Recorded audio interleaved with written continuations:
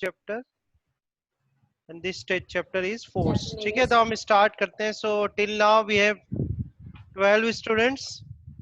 So let's start this chapter. Sir, I have a problem in one equation numerical sir. So ये V1 plus V2 क्या होते हैं sir? Short formulas क्या होते हैं sir मेरा?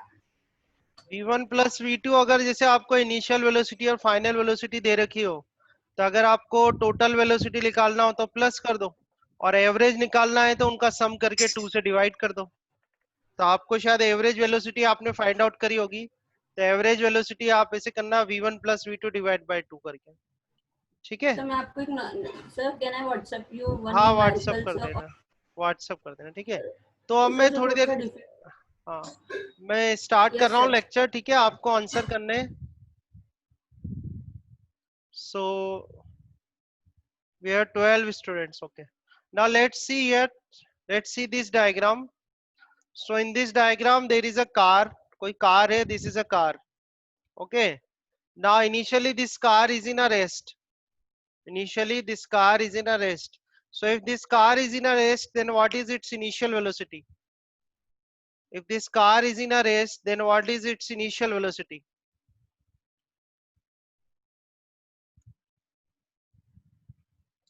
कितना हो जाएगा? जीरो हो जाएगा, सबको मालूम है.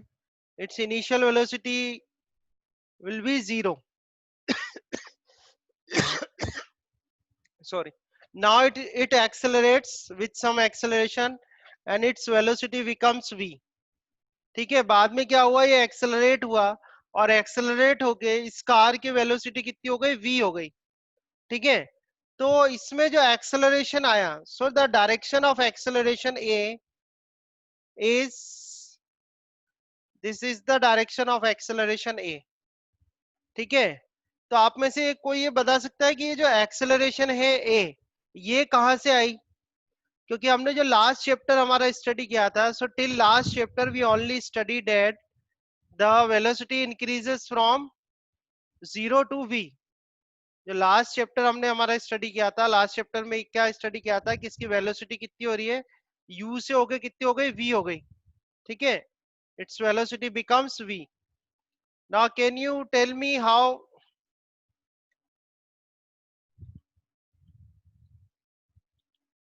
ठीक है, क्लियर है? तो आप ये बताओ कि ये वेलोसिटी v जो एक्सेलरेशन आया, इसमें ये एक्सेलरेशन कहां से आया? why this acceleration a comes, and the direction of this acceleration a is from left to right. Direction क्यों है इसकी? Left to right, left to right है ना. और ये एक्सेलरेशन क्यों आया? Because force apply by engine. जो इसका कार का इंजन होगा, उस कार के इंजन ने क्या करा? इसमें फोर्स अप्लाई करा, और उस फोर्स की वजह से ये क्या हुआ? एक्सेलरेट हो गया, और एक्सेलरेट होकर किधर गया? ये लेफ्ट टू राइट. समझ में आ रहा है? अगर वहीं इसमें ब्रेक लगा दिया जाए, ये तो हो गई एक्सेलरेशन इंजन की वजह से. Now force apply by brake. अगर ब्रेक अप्लाई किए जाए इसमें, तो ब्रेक जब आप अप्लाई करोगे तो ब्रेक की वजह से जो एक्सेलरेशन होगी वो कैसी होगी? Right to left. समझ में आ रही नहीं आ रही बात? इधर देखते जाना आप. पहला वाला केस तो ये मैंने लिया है जब वेलोसिटी या जो इसकी स्पीड है वो स्पीड इसकी इंक्रीज हो रही है. तो स्पीड इंक्रीज क्यों हो रही है? स्पीड इंक्रीज हो रही है क्योंकि इसके इंजन ने जो है वो फोर्स लगाया, और इंजन के फोर्स लगाने के कारण because of that force the acceleration comes. और वो जो एक्सेलरेशन थी वो क्या थी? लेफ्ट से राइट की तरफ थी. और क्योंकि एक्सेलरेशन इंक्रीज हो रही है, एक्सेलरेट हो रहा है, इसलिए इसकी वेलोसिटी या स्पीड भी क्या हो? इंक्रीज हो गई.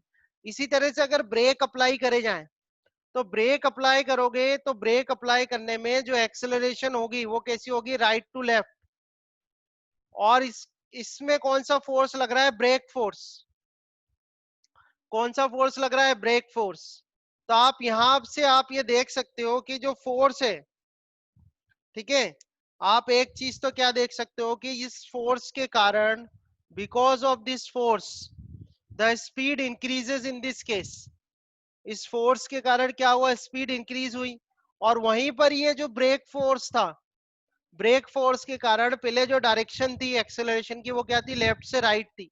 अब डायरेक्शन क्या हो गई, राइट टू लेफ्ट, यानी डायरेक्शन भी क्या हुई, चेंज हो गई। ठीक है, अब एक एग्जांपल और लेते हैं कि मान लो ये कोई टेनिस की बॉल है, इस तरह से ये कोई बॉल है, टेनिस बॉल। ठीक है, ये बॉल ले ली हमने, टेनिस की बॉल ली, और इस बॉल पर आपने यहाँ पर फोर्स लगाया एफ।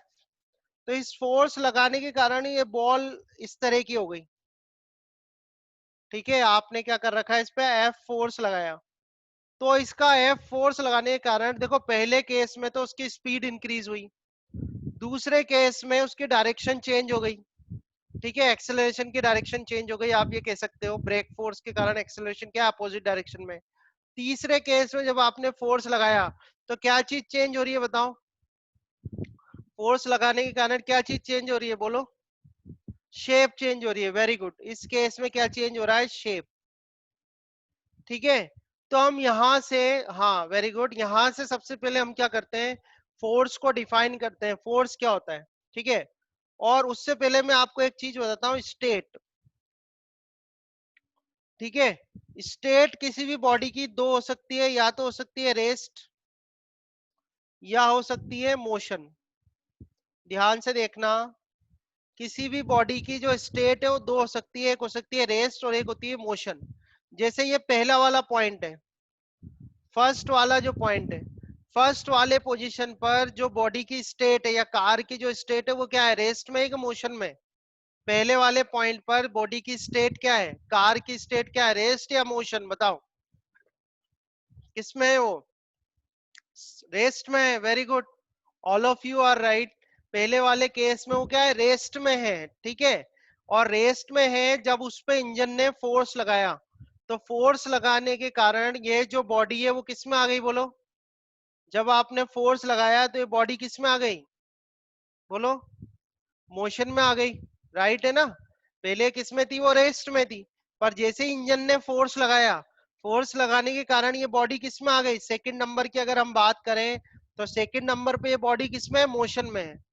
ठीक है, अब मान लो कोई बॉडी मोशन में है, जैसे ये बॉडी मोशन में है, और अगर अब मैं ब्रेक लगा दूं, यहां से अगर मैं ब्रेक लगाऊं, तो फिर ये किस में आ जाएगी बोलो, ये बॉडी अभी मोशन में है, अगर मैं यहाँ पर ब्रेक लगा दूं तो ये किस में आ जाएगी, रेस्ट में आ जाएगी। और रेस्ट में जब ये आएगी तो किसके कारण आएगी, कौन से फोर्स के कारण आएगी बोलो, किस, अगर मैं ब्रेक लगाऊं और ये रेस्ट में आ जाए तो कौन से फोर्स के कारण आएगी वो, ब्रेक फोर्स के कारण। तो आपको बात समझ में आ रही है यहाँ पे, फोर्स क्या होता है। देखो अब मैं यहाँ डेफिनेशन लिख रहा हूँ फोर्स की, ध्यान से देखना और सीख लेना फोर्स होता क्या है। ठीक है, फोर्स की डेफिनेशन देखो, फोर्स क्या होता है, it is an external agent which causes change of state of a body। Definition समझ में आ रही है सबको। वो पुश और पुल जो आपने पढ़ा है, पुश और पुल जो होते हैं वो फोर्स के टाइप्स होते हैं, ध्यान रखना। पुश और पुल जो होते हैं वो फोर्स के टाइप होते हैं, वो फोर्स की डेफिनेशन नहीं है। फोर्स की डेफिनेशन ये होती है, it is an external agent which causes change of state, which causes change of state of a body. ठीक है, चेंज ऑफ स्टेट का मतलब क्या होता है ये समझ में आ गया आपको, what is the meaning of change of state. Change of state का मतलब होता है, if a body is in rest then because of force it comes into a motion. ध्यान रखना, चेंज ऑफ स्टेट का मतलब क्या है, when a body is in rest then it comes into a motion because of force. Now if a body is in motion, if a body is in motion then it comes to rest because of force। तो force क्या करता है, किसी भी body की जो state है उसको चेंज कर देता है, it is an external agent. ठीक है, किसी को कोई क्वेश्चन करना हो, if someone have any kind of doubt, sorry, कोई भी डाउट हो तो आप पूछ सकते हो यहाँ पर। उसके बाद हमें देखना है effect of force. Effect of force क्या होते हैं? डेफिनेशन सबको समझ में आ गई इन एग्जांपल से? ठीक है। इफेक्ट ऑफ फोर्स आप खुद देख सकते हो यहाँ पर। फोर्स क्या कर रहा है? स्पीड को चेंज कर रहा है। ठीक है। तो change of speed, effect of force क्या है? अगर फोर्स अप्लाई होता है, because of the force the speed of a object और अ बॉडी इज चेंज। तो इफेक्ट ऑफ फोर्स में पहला क्या आ जाएगा? Change of speed. कोई डाउट नहीं है, आप यहाँ एग्जांपल देख सकते हो। फोर्स लगा रहे हो तो स्पीड चेंज हो रही है, भले ही वो इंक्रीज हो रही हो चाहे वो डिक्रीज हो रही हो। The speed is change when the force is applied. Now second thing is change in direction.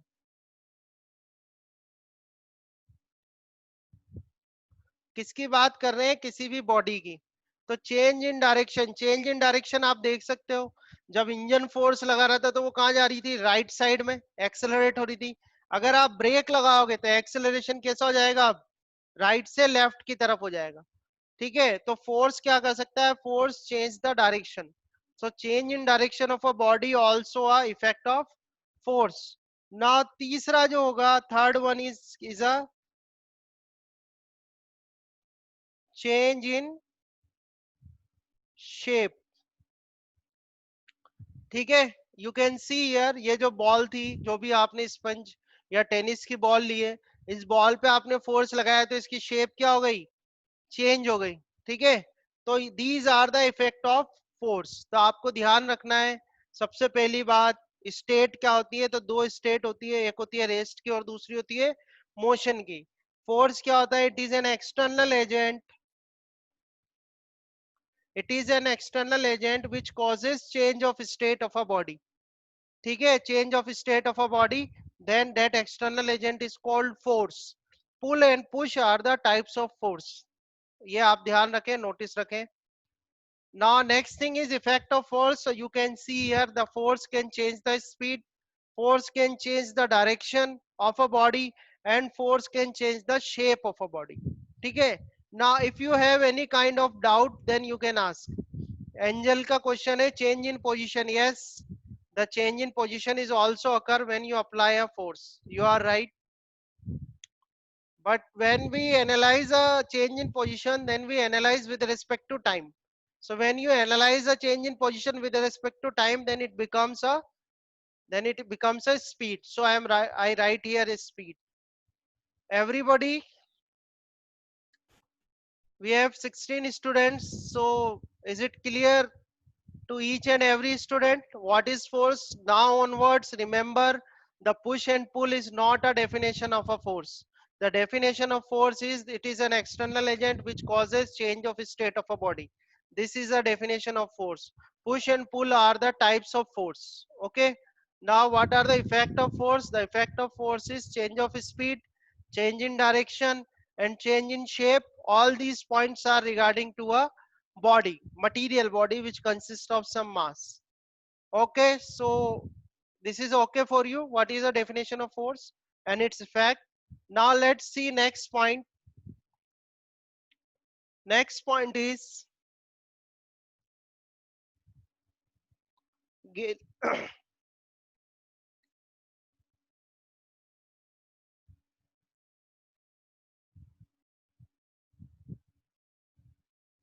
ठीक है। So next point is Galileo's experiment of motion. Okay, so I am drawing some diagrams here. So let's see these diagrams.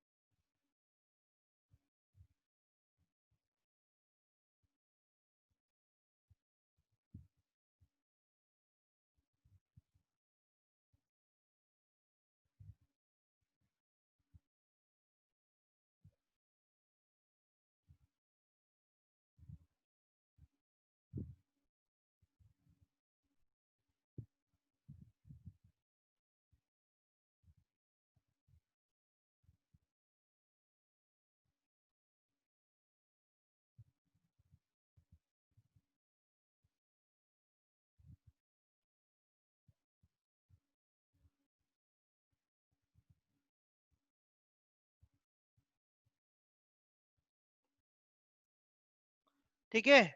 So now here we are discussing a experiment which was conducted by Galileo's, and this experiment is called Galileo's experiment of motion. Okay.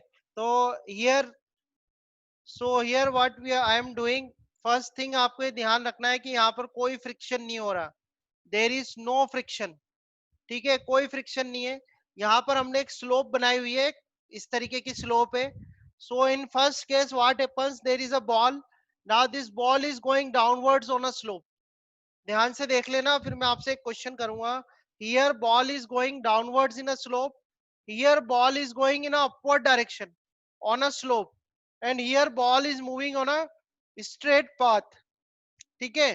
तो आप ये बताओ, पहले तो ये बताओ, इधर कोई डाउट है क्या, किसी को कुछ पूछना है? तीनों डायग्राम में और ये जो भी लिखा हुआ है कॉपी पे, इधर से आपको कुछ क्वेश्चन करना है? किसी को भी कोई क्वेश्चन है? बहुत सिंपल सा एक्सपेरिमेंट है, you can also do at your home, but remember that there is no friction. ठीक है, कोई फ्रिक्शन नहीं है यहाँ पर. तो ये बॉल को जब मैं यहाँ से ड्रॉप करूंगा तो इसकी स्पीड इंक्रीज होगी या डिक्रीज होगी, ये बताओ. जब बॉल को यहाँ से चलाया जाएगा इस स्लोप पे, when the ball is moving on this slope, what will happen, its speed will increase और डिक्रीज? बोलो एवरी वन ऑफ यू. बहुत सिंपल है, बहुत simple. You can do it at your home also. What happen, speed will increase, definitely speed will increase. You can do it at your home also. Okay. What happens in a second case? इस case में क्या होगा? Speed will decrease. Very good. सबको आ गया ये? Every one of you know. Now on the basis of these two activities, can you answer what will happen here? On the basis of these two activities, can you answer what will happen here in the third case? It will increase, decrease, or remains uniform or constant? Very good. Bhavya, Angel, Kritis. बेटा friction, Kritis, friction को हमने ignore किया हुआ है. We are not considering friction. Okay. So now what will be answer? Inshia constant, Chinmay constant, Naitik constant, Palak Kashyap constant, Chinmay Agrawal constant. Anyone else wants to answer? It is a very simple activity. What we are doing in a first case, a ball is coming downwards on a slope. Obviously, the speed will increase. In second case, if it goes on upward direction on a slope, then its speed will decrease. Now, on the basis of these two activities, I can write that in this case, the speed remains uniform. ठीक है. The speed remains uniform until what time? कब तक uniform रहेगी ये? If I consider there is a friction, then what will happen? If I consider there is a friction, then what will happen? Uniform या constant कह सकते हो आप. Constant is also right. ध्यान से सुनो आप. If there is a friction, then what will happen? After some time it will stop. Very good. After some time it will stop. ठीक है. So if I consider a friction, ध्यान रखना, a friction is a external force. Friction एक external force है. ठीक है. सो अब मेरी ध्यान से बात सुनना. गैलीलियो ने क्या करा था? गैलीलियो ने जब ये एक्सपेरिमेंट परफॉर्म करा, तो गैलीलियो ने एक्सपेरिमेंट परफॉर्म कर कर बोला कि in the absence of any external force, ध्यान से सुनना, in the absence of any external force, if a body is in a uniform motion on a straight path, then it remains in a uniform motion. And this is an inherent property of a material. This is an inherent property of that body, and that property is called inertia. समझ में आई नहीं आई बात? ठीक है. if friction जो है, friction is an external force. If you ignore friction, if I ignore friction, then what will happen? That body will remains in a uniform motion, or that body will continue moving with a constant speed. On a straight path, ठीक है, but it happens only if there is no external force, ठीक है, समझ में आया? Now what Galileo said, Galileo defined a property called inertia, ठीक है। ये जो एक्सपेरिमेंट करे थे गैलीलियो ने, ये एक्सपेरिमेंट करने के बाद उसने एक प्रॉपर्टी को डिफाइन करा, ध्यान रखना किसने डिफाइन करा, गैलीलियो ने, और उस प्रॉपर्टी को बोलते हैं इनर्शिया, ठीक है। अब आपको बताते हैं इनर्शिया होता क्या है, डेफिनेशन कैसे दोगे आप? इनर्शिया, इनर्शिया क्या होता है? It is an inherent property of material body due to which it remains in its state of rest, ठीक है, in its state of rest or uniform motion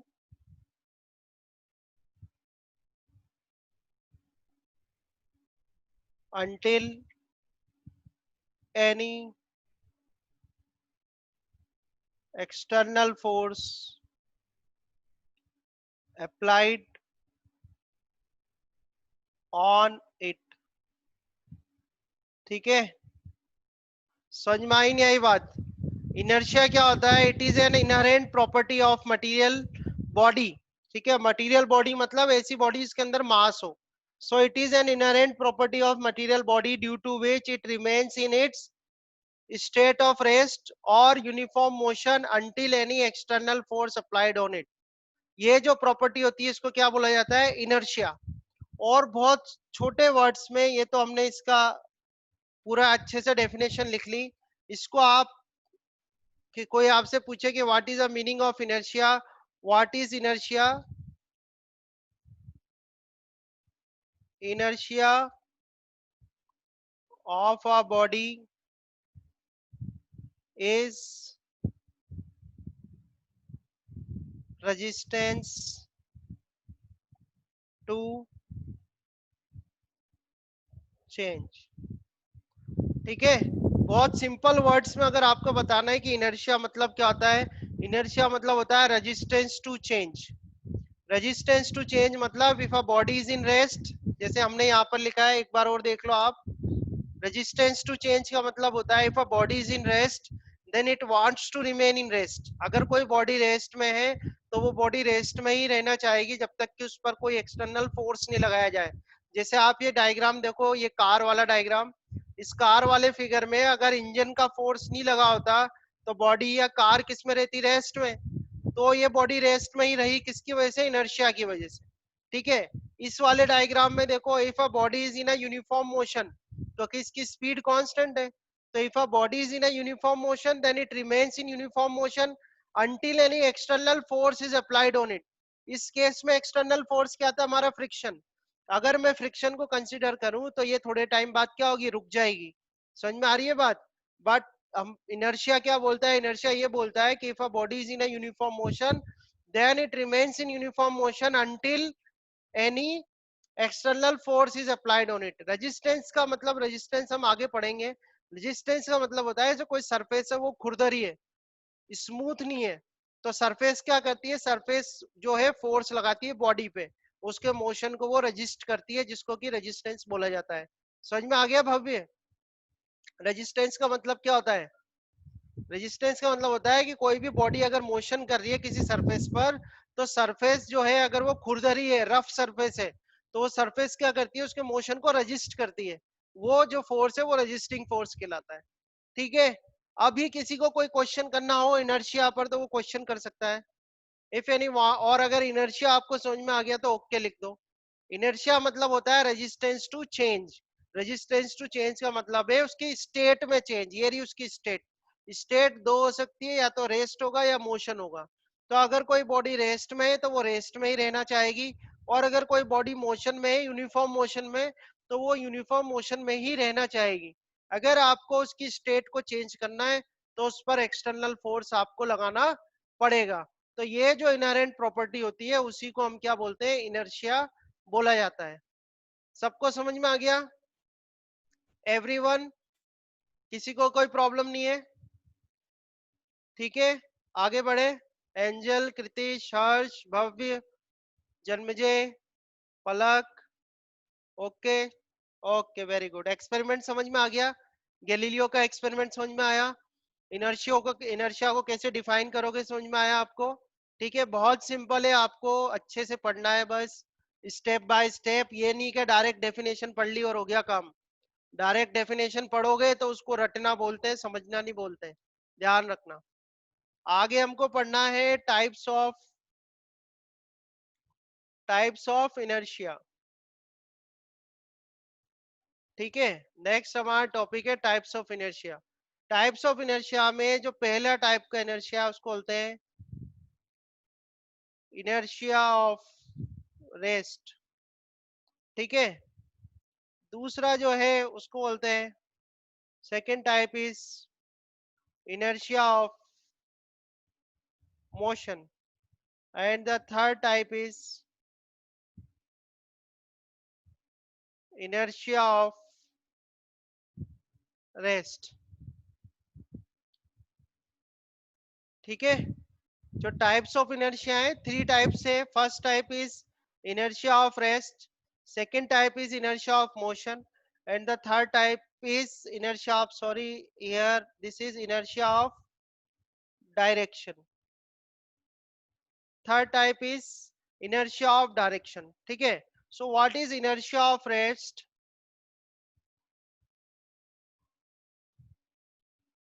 ठीक है, तो हम इसको क्या लिखेंगे, इट इज अ प्रॉपर्टी। ठीक है, it is a property of a body by virtue of which it tends to remain in rest. ठीक है, थोड़ा सा कंजेस्टेड हो गया पर ध्यान रखना। डेफिनेशन क्या होती है इनर्शिया ऑफ रेस्ट की डेफिनेशन क्या होती है? It is a property of a body. Inherent property भी यूज कर सकते हो आप, word inherent. It is a inherent property of a body by virtue of which it tends to remain in rest। Body की वो property जिसके कारण कि वो रेस्ट में ही रहना चाहती है, उसको हम क्या बोलते हैं, इनर्शिया ऑफ रेस्ट। समझ में आ गया? सेकंड हम लिखते हैं, it is a it is a inherent property of a body. ठीक है, bye virtue of which it tends to remain in motion।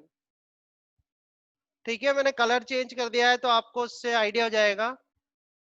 दूसरी वाली प्रॉपर्टी क्या होती है अपनी, इनर्शिया ऑफ, दूसरी जो सेकंड टाइप है इनर्शिया का वो होता है inertia of motion.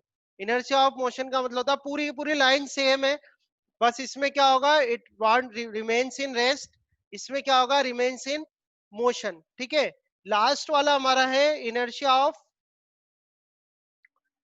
Of direction. तो इनर्शिया ऑफ डायरेक्शन क्या होता है, it is a inherent property of a body, ठीक है, by virtue of which it does not change direction itself, ठीक है। तो ये तीन है। वर्च्यू मतलब कारण, इसका वर्च्यू बस इंग्लिश इंग्लिश लिटरेचर का वर्ड है, उसमें आप देख लेना वर्च्यू का मीनिंग क्या होता है हिंदी में। वर्च्यू मतलब होता है कारण, इसके कारण। समझ में आई बात? तो समझ में आ गया आपको types of inertia. There are three types of inertia. First is called inertia of rest. Inertia of rest मतलब a body wants to remain in rest. Inertia of motion मतलब a body wants to remain in motion. And inertia of direction. Inertia of direction का मतलब होता है a body does not change its direction itself. ठीक है।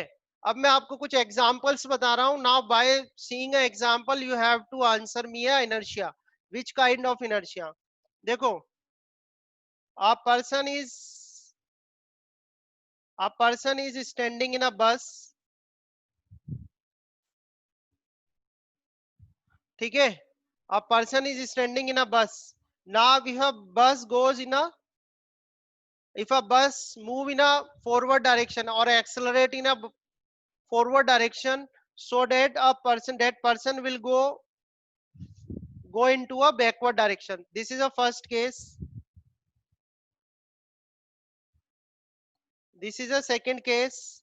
Again a person is standing in a bus, ठीक है। that person is standing in a bus and that bus is suddenly stop. तो suddenly जब वो स्टॉप होगी तो person कहाँ जाता है? आगे की तरफ चला है, आगे की तरफ उसको फोर्स फील होता है। और थर्ड वाला केस है, this is a third case, this is a third case. Third case में क्या आ रहा है? कोई एक स्टोन है, you tie a stone with a string and you revolving in a circle. So at any point if you find a direction of velocity, this is a direction of velocity, this is a direction of velocity. तो तीन diagram आपके सामने बने हुए हैं, ध्यान से देखना। पहले डायग्राम में क्या हो रहा है? बस पहले रेस्ट में थी और सडनली बस जो है वो एक्सेलरेट हुई इस डायरेक्शन में, ठीक है। बस क्या हुई? Suddenly start moving,